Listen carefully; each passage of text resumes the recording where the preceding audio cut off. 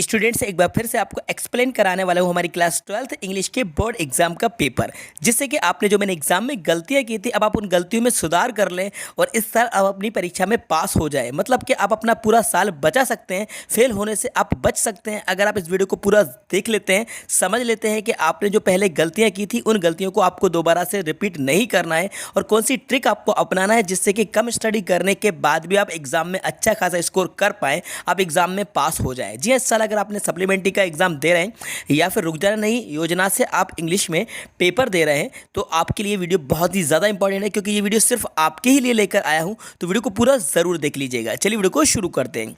अब देखिए ये पेपर तो आपका जाना पहचाना है, मैं आपको बिल्कुल कन्फ्यूज़ नहीं कर रहा हूँ, मैं व्यूज़ के चक्कर में बिल्कुल ही वीडियो को नहीं बना रहा हूँ, सिर्फ मैं आपको रियलिटी और सच्चाई आपको बता रहा हूँ। तो देखो हायर सेकेंडरी मुख्य परीक्षा 2022 का मेन पेपर है जो कि आपका हो चुका था। ठीक है, ये वही पेपर है जो पेपर आपने पहले दिया होगा और जिसमें आपकी सप्लीमेंट्री आई होगी या फिर आप फेल हुए होंगे। ठीक है, तो इंग्लिश का पेपर है, 80 नंबर का पेपर आया था, ये सब आपको पता है। अब देखते हैं हम यहाँ पर सेक्शन ए रीडिंग स्किल। अब इसको शुरू करने से पहले सबसे पहला एक सवाल जो आपके मन में चल रहा है वो है ब्लूप्रिंट को लेकर। जी हाँ, ब्लूप्रिंट को लेकर आपके बहुत ज़्यादा कमेंट्स आ रहे हैं, कॉल आ रहे हैं कि सर ब्लूप्रिंट कौन सा रहने वाला है सप्लीमेंट्री परीक्षा में, रुक जाना नहीं योजना में ब्लूप्रिंट कौन सा होगा, ब्लूप्रिंट क्या बदला गया है, चेंज हुआ है कि नहीं हुआ। ये मैं आपके डाउट को क्लियर कर देता हूँ अगर आप इस बात को लेकर कन्फ्यूज़ हो रहे हैं। देखो बच्चों, अगर आप एमपी बोर्ड के स्टूडेंट्स हैं, तो मैं आपको क्लियर कर दूँ, इस बार आपका ब्लूप्रिंट चेंज नहीं हुआ है। आपका ब्लूप्रिंट वही है जो आपका मेन एग्जाम में था, मतलब कि 2022 में जो आपके एग्जाम हुए थे इसमें आपका जो ब्लूप्रिंट था वही ब्लूप्रिंट आपका रहेगा। ब्लूप्रिंट आपका अभी चेंज नहीं हुआ है, क्योंकि मेन एग्जाम में जो ब्लूप्रिंट था वही आपका ब्लूप्रिंट आपके रुक जाने नहीं योजना हो या फिर आपकी सप्लीमेंट्री परीक्षा हो, उसमें कोई चेंजेस नहीं हुआ है। जो 30% सिलेबस आपका रिड्यूस हुआ था, कितना 30% सिलेबस आपका रिड्यूस किया गया था, तो वो सिलेबस आपका रिड्यूस्ड ही रहेगा क्योंकि ये पूरक परीक्षा हो रही है। तो ये डाउट मैंने क्लियर कर दिया है, इसमें आप बिल्कुल कन्फ्यूज नहीं हुई है, ब्लूप्रिंट आपका वही रहने वाला है। ठीक है, पेपर का पैटर्न वही रहेगा जो आपका मेन एग्जाम में रहा था। अब बात करते हैं पेपर के लेवल के बारे में भी थोड़ी सी, कि पेपर का लेवल कैसा होगा। तो पेपर का लेवल देखो बहुत ज़्यादा इजी नहीं होने वाला है, मीडियम रहेगा, ज़्यादा डिफिकल्ट भी नहीं होगा, ज़्यादा इजी भी नहीं रहेगा, मीडियम रहेगा। क्योंकि इससे पहले भी जो पूरक परीक्षाएं हुई थी उसमें ज़्यादा इजी पेपर नहीं आया था। अब ये ना सोचे कि गवर्नमेंट आपको खुद पास कर देगी या एमपी बोर्ड आपको खुद पास करेगा, ऐसा भी नहीं है। पेपर का लेवल आपका वही रहेगा जो कि मेन एग्जाम में था। ठीक है, थोड़ा कम हो सकता है लेकिन बहुत ज़्यादा ईजी नहीं आएगा पेपर। एक चीज़ अब मैं बात करते हैं पेपर की। तो देखो सबसे पहले सेक्शन ए रीडिंग स्किल। अब इसका तरीका मैंने पहले भी बताया था, फिलहाल हम पहले की वीडियोस में नहीं जा रहे हैं, अभी आप प्रेजेंट में बात करिए। ये अनसीन पैसेज है आपका, और अनसीन पैसेज आपका कितने नंबर का आएगा, 10 नंबर का एक आएगा। अब देखो तरीका क्या है, एक बार सुन लो, अगर आपने जो गलतियाँ करी थी तो उन गलतियों को आप रिपीट मत करना। तरीका यह रहता है कि सबसे पहले आप इस पैसेज को रीड करिए, स्टार्टिंग से लेकर एंड तक पूरे पैसेज को केयरफुली रीड करिए। रीडिंग के लिए इसलिए कहा जाता है क्योंकि ये रीडिंग ही स्किल है, ये रीडिंग स्किल है, इसलिए कहा जाता है कि अपने रीडिंग स्किल्स को इंप्रूव कीजिए और रीडिंग करिए। रीडिंग आपकी अच्छी है तो आप पहले पैसेज को रीड कर लीजिए, इसको समझिए। ट्रांसलेट अगर आपसे बन जाता है बहुत अच्छी बात है, कोशिश करिए कि ट्रांसलेट हो जाए। अगर 100% नहीं होता है तो 20-30% जितना भी परसेंट आपसे बनता है उतना आप इसको ट्रांसलेट कर लीजिए। या ट्रांसलेट नहीं कर पाते तो इंपॉर्टेंट पॉइंट अगर आपको समझ में आए, जैसे कुछ डेट दिए, जैसे डेट हो सकती है, टाइम हो सकता है, सन हो सकती है, ईयर हो सकता है, नेम हो सकते हैं, नेम अगर दिए हैं या किसी प्लेसेस के नेम दिए हैं, इन्वर्टेड कॉमा में कोई वर्ड दिया है या कोई प्रोवर्ब है, किसी वर्ड को किसी सेंटेंस को बोल्ड किया गया है। तो ये जो मेन चीज़ें हैं इन चीज़ों पे फोकस करिए। मतलब कि नेम देखिए, प्लेसेस के नेम है, पर्सन के नेम है, रिलेशन के बारे में बताया है, कुछ प्रोफेशंस बताया है, कुछ प्रोवर्ब आई है, कुछ वर्ड को बोल्ड किया गया है, कुछ आपका टाइम वगैरह है। तो ये चीज़ें इंपॉर्टेंट होती है क्योंकि इनका क्वेश्चन बना जा सकता है और इन्हीं से आपको आंसर मिल जाएगा। तो वो तरीका है। दूसरा तरीका ये है कि अगर आपको इन सारी चीज़ों से बचना है, इन सारे झंझट से आपको बचना है, और अगर आप ट्रेडिंग वगैरह नहीं करना चाहते तो दूसरा तरीका ये है कि इसको करिए स्किप और आप आइए नीचे और सबसे पहले देखिए क्वेश्चन। क्या देखिए, क्वेश्चन। तो यहाँ से सबसे पहले क्वेश्चन को देखिए, क्योंकि ऑब्जेक्टिव आने वाले हैं, एमसीक्यूज़ आएंगे। ठीक है, ये तो आपको पता है एमसीक्यूज़ आएंगे। तो आप सबसे पहले देखिए क्वेश्चन रहेगा, उसके 4 ऑप्शन रहेंगे, ए बी सी डी करके हो सकते हैं, या फिर ए में क्वेश्चन मेन है तो 1 2 3 4 है। अब इसका मतलब ये इन चारों में से एक आंसर आपका करेक्ट है, बाकी 3 आपके इनकरेक्ट हैं।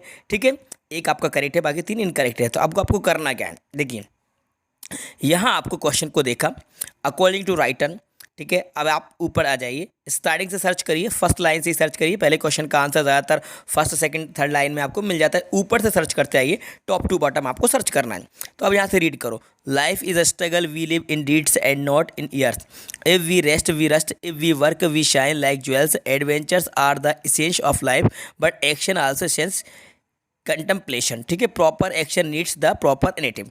जब आपने इस पैराग्राफ को रीड कर लिया, अब इसमें से आप नीचे आके ऑप्शन देखो। अब पहले ऑप्शन में Napoleon acted wisely, adventures are not essence of life, we may shine like metals, और leaders and diplomats act keeping in view their reputation. अब ऊपर देखो, इसमें से कौन सा आपका ऑप्शन मैच कर रहा है आपकी फर्स्ट पैराग्राफ में जो आपने पढ़ा है। तो देखो भाई, adventures are the essence of life, तो ये आपको मिल रहा है, ये मैच कर रहा है। ठीक है, कौन से नंबर पे मैच कर रहा है, तो यहाँ पर आप देखिए ये आपका है सेकंड नंबर पे, तो राइट आंसर हमारा हो गया सेकंड नंबर का। ठीक है, तो ये मैंने आपको डेमो बताया है कि इस तरीके से आपको क्वेश्चन को रीड करना है और आंसर को आपको पैसेज में फाइंड करना है, सर्च करना है। अब अगर इजीली आपको आंसर नहीं मिलता है तो फिर क्या करना है। अगर आपका कहना है कि सर हमें इजीली आंसर नहीं मिलता है, ये तो आपने बता दिया जो कि आ चुका है और आपने पहले भी इसके ऊपर वीडियो बनाई है, ये तो सबको आपको पता है। नया पैसेज आएगा तो आप क्या करेंगे, हम नया पैसेज आएगा तो फिर क्या करेंगे। देखो भाई, तरीका वही आपको करना है, और अगर आप कंफ्यूज हो तो फिर ये देखना कि कौन सा आंसर नहीं हो सकता, मतलब कि ऑप्शन काटना, जो आंसर आपका नहीं हो सकता है तो उनको हटाने के बाद जो बचेगा वही आपका आंसर होगा। ठीक है, ये दूसरा तरीका। तीसरा तरीका ये, अगर आप बिल्कुल भी कंफ्यूज हो रहे हैं, कुछ नहीं भी बन रहा है, तो भाई तुक्का तो मार सकते हो, और तुक्का बहुत सोच समझ के आप मार दीजिएगा। मतलब कि तरीका क्या लिखोगे, पहले तो देख लो भाई, जैसे कि आपने ऊपर लिखा आंसर नंबर फर्स्ट, ये पैसेज का है। ठीक है, और यहाँ से आप डबल लाइन करना। अब ये ए है, तो ए का आपका आंसर जैसे सेकंड है, तो यहाँ पे आप लिख दीजिए सेकंड बस। और अगर इसको भी लिख देंगे तो बहुत ज़्यादा अच्छी बात है, नहीं भी लिखेंगे तो चल जाएगा। इतना तो करना, ज़रूरी नहीं कि सेकंड हो थर्ड हो, लेकिन ज़्यादातर आपका थर्ड वाला आंसर होता है या सेकंड वाला आंसर होता है। तो ये आप तो तुक्का मार देना, लेकिन छोड़ के बिल्कुल मत आना, ब्लैंक पेज पे आपको नंबर नहीं मिलेंगे।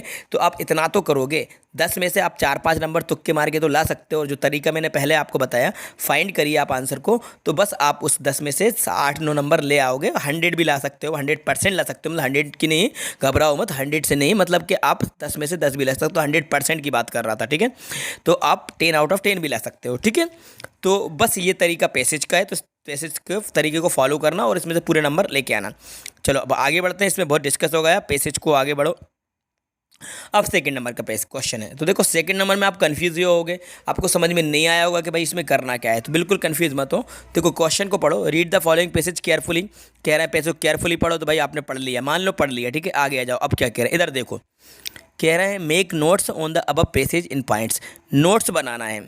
अब नोट्स कैसे बनाना है भाई आपको समझ लो, मतलब कि 10, 20 के, 50 के, 100 के, 500 के नोट नहीं छापना है आपको, यहाँ पे नोट बनाना है, पॉइंट्स आपको बनाना है। अब वो पॉइंट्स कैसे बनाना है देखो, समझ लो, अच्छे तरीके से समझ लो, तरीका पता हो। दूसरे टाइटल देना है। तो भाई करना क्या है, कुछ मत करना, आप तो ये आंसर आपने लिख दिया, उसके बाद आप यहाँ पे पहला नंबर देखो, इसमें कह रहा है नोट्स बनाना है, तो भाई आप यहाँ पे NOTE नोट्स, या देख के लिख दोगे, कॉपी तो कर दोगे ना, बस इतना आपने लिख दिया। और इसके बाद आप पहले फर्स्ट नंबर डालना, और इसके बाद ऊपर से लेकर आप थोड़ा सा इंपॉर्टेंट पॉइंट लिखना, फिर उसके बाद नीचे आना, फर्स्ट का फर्स्ट लिखना। ठीक है, फिर इसके अंदर पॉइंट थोड़ा सा लिख देना, फिर फर्स्ट का सेकंड लिखना, फिर थोड़ा सा उसके अंदर लिख देना, फिर नीचे सेकंड नंबर लिखना, फिर थोड़ा सा ऊपर से लेकर नीचे तक पॉइंट के अंदर पॉइंट लिखते जाना। इसी को कहते हैं हेडिंग, सब हेडिंग, टाइटल, सब टाइटल। तो ये आपकी हेडिंग होगी और ये आपकी सब हेडिंग होगी। तो पहले का पहला, पहले का दूसरा, बस एक में 2-2 पॉइंट लिखना, फिर दूसरा लेना, दूसरे का पहला, दूसरे का दूसरा, जैसे मैथ में करते हो ना बच्चों, बस वैसा आप करते जाना। और अब लिखना क्या है भाई, वो जो पेज है उसमें से इंपॉर्टेंट पॉइंट्स बनाकर आप लिख देना। अब टाइटल, जिस टॉपिक के ऊपर आपका पैसेज है, जो वर्ड बार बार आता है वो आपका टाइटल होता है।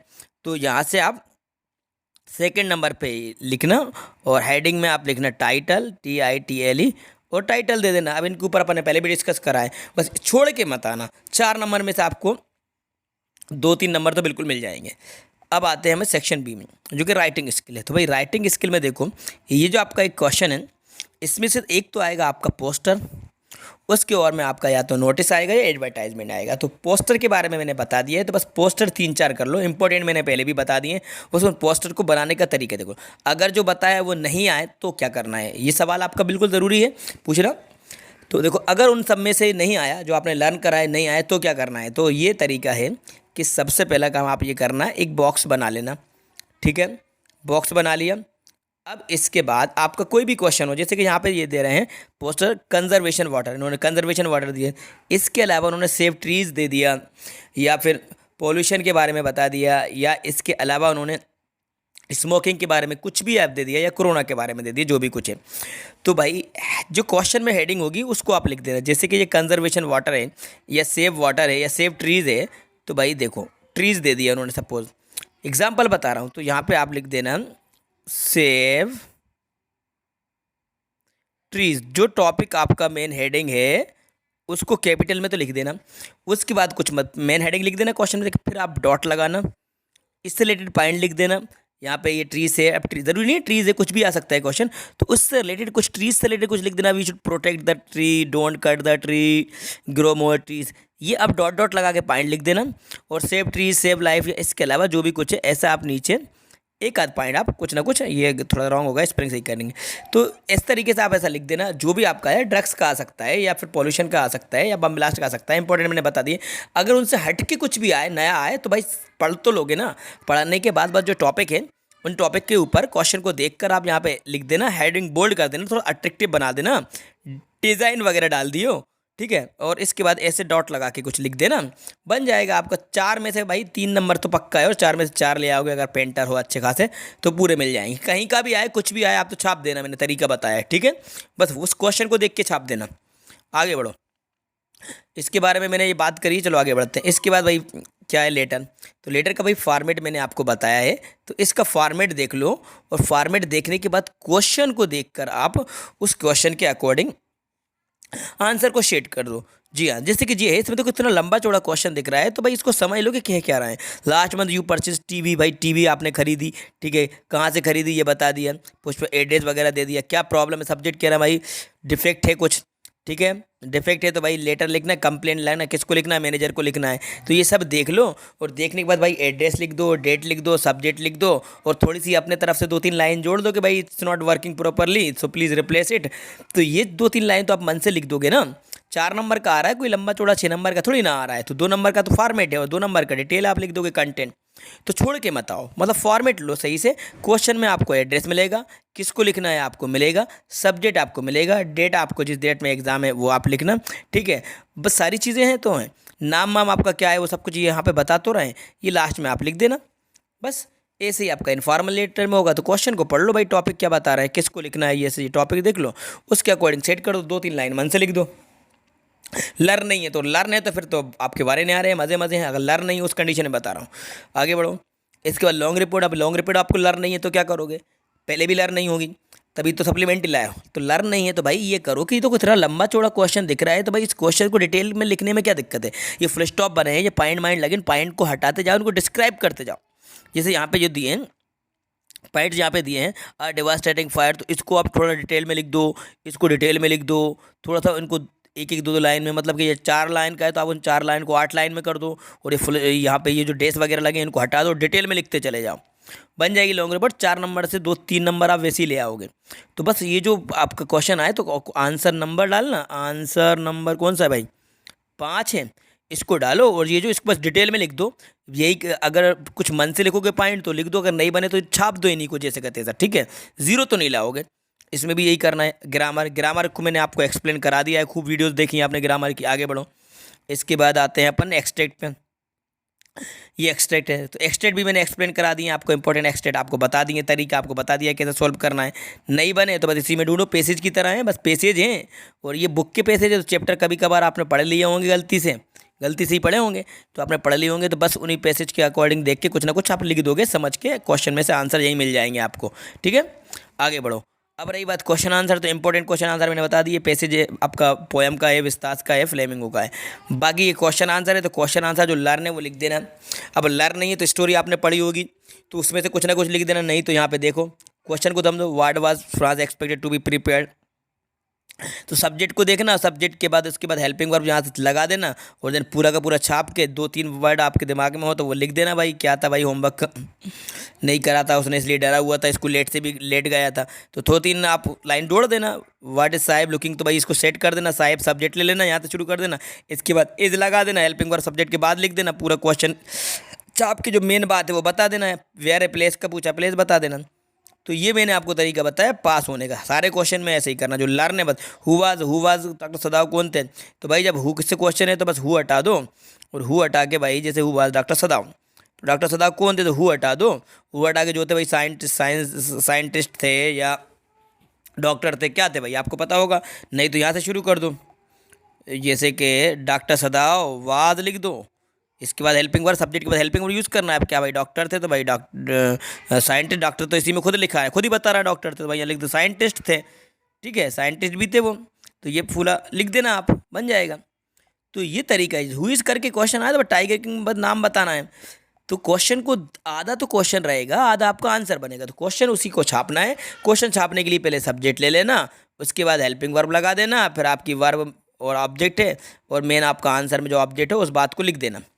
ये तरीका है, बस इस तरीके को अगर फॉलो करते हो तो मैं आपको गारंटी देता हूँ एग्ज़ाम में आप 100% पास होंगे, और पास ही नहीं आप अच्छा खासा स्कोर कर पाएंगे। जो गलती आपने दोहराई पहले करी थी उस गलती को बस रिपीट मत करना, बहुत अच्छे से करना, टाइम को आप मैनेजमेंट कर लेना, बिल्कुल टाइम का विशेष ध्यान रखना, और ब्लैंक छोड़ के मत आना, कॉपी को पूरा भरना, जल्दबाजी मत करना। अब डिटेल में लिख कर आइएगा, जो जो पूछा है आप उसको लिख कर आइएगा, अब बिल्कुल पास होंगे और अच्छे नंबर से पास होंगे, ठीक है।